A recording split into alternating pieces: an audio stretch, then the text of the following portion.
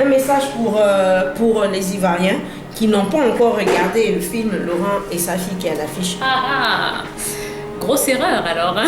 Si vous n'êtes pas encore allé voir le film.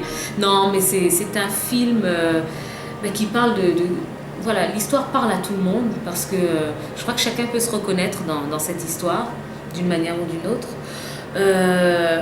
C'est un film qui met en scène des artistes, que ce soit des acteurs, des comédiens, des chanteurs, des danseurs, de la culture africaine en général. C'est un film qui a été réalisé, qui a été monté pour permettre aussi aux gens qui voient Michel Gouhou en DVD chez eux le dimanche, comme toi, comme moi, comme tous ceux qui vont lire Top Visage, de voir Michel Gouhou sur un grand écran au cinéma. Et c'est un film qui a été fait aussi pour relancer aussi toute cette culture du cinéma qu'on a un petit peu perdue en Côte d'Ivoire. Et donc ce serait dommage de rater ce coche-là parce que je crois que si aujourd'hui il y a plein de salles qui s'ouvrent et qui passent les films américains, c'est bien, mais on a aussi notre culture, notre propre culture à défendre aujourd'hui.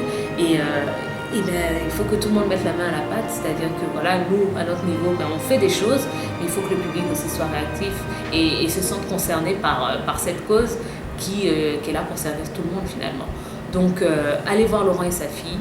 C'est un très beau film. C'est pas parce que j'ai joué dedans, parce que j'ai un esprit et un œil beaucoup plus critique que tout le monde. Mais honnêtement, c'est un très beau film. Et je crois que chacun sera touché à sa manière par le film. Ok, parlons de Laurent et sa fille. Voilà un sujet intéressant. Alors, tous ceux qui ont regardé le film ont dit, mais elle a joué comme une professionnelle. Ah bon? Ouais. Je sais pas, j'ai pas encore vu les échos d'ici. C'est quoi le truc? C'est peut-être un talent inné, je ne sais pas. Parce que à côté de Tatiana, c'était comme si tu avais été toujours actrice. Écoute, non, je sais pas. Voilà, tu sais, je crois qu'un bon film, derrière un bon film, il y a surtout un bon réalisateur. Et on a eu la chance d'être très bien dirigé aussi par Antoine, qui n'est pas forcément très facile, qui sait être très dur, qui est très exigeant, mais quand on voit le résultat, finalement, on est content de s'être laissé un petit peu maltraité par le réalisateur qui était derrière. Donc, non, comment ça se fait que le résultat soit bon à mon niveau, je sais pas. Pour une première expérience, j'étais pleine de doutes, pleine d'appréhension. Et puis au final, voilà, il a juste fallu que je me laisse un petit peu aller. Et puis ça a donné ce que vous avez vu. D'accord. Alors c'est un peu la tradition ici, va te faire quand même quelques photos. C'est ton jamais. Parce que peut-être que les photos que tu vas nous faire parvenir ne correspondront pas trop à ton état actuel tel que tu es actuellement. Mais je suis la même, je n'ai pas changé. D'accord. Alors, quelle est la scène qui t'a le plus fatiguée? Je crois que c'est celle avec Gouhou. Parce que, alors déjà, on a tourné, on était dans un tout petit appartement avec toute l'équipe de tournage. Donc c'était vraiment, on n'avait pas beaucoup d'espace. Donc tous les yeux étaient rivés sur nous, c'était vraiment difficile. Il était tard. Gouhou, lui, il est dans son rôle. Donc c'est vrai que dès qu'il ouvre la bouche, j'avais envie de rire. Ah non, c'était très très difficile, mais tellement plaisant aussi à faire que voilà. Et si Anton un jour a l'occasion de diffuser le making-of du film, vous allez voir mais combien de fois on a tourné cette scène parce que c'était vraiment...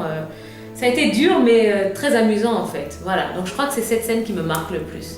Et celle que tu as jouée le plus facilement? Je crois que c'est la scène où...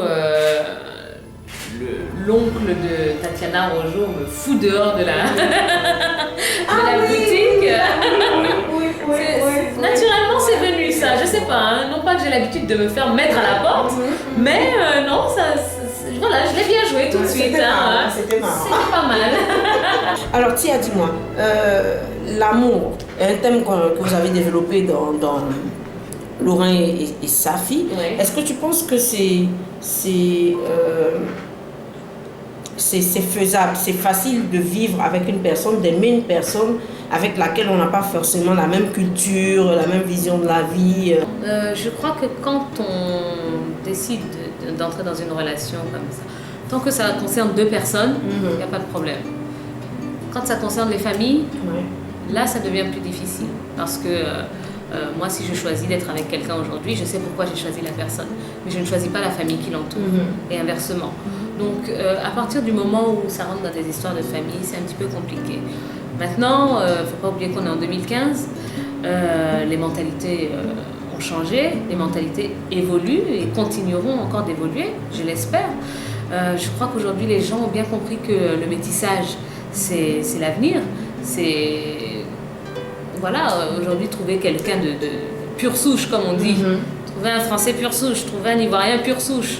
On sait très bien que c'est mission impossible, d'accord? Donc, je crois que non, être avec quelqu'un d'une culture différente, ben, c'est juste voilà, une question... ça relève de l'éducation, ça relève de la mentalité, ça relève de plein de choses. Et aujourd'hui, je crois qu'on est en bonne voie.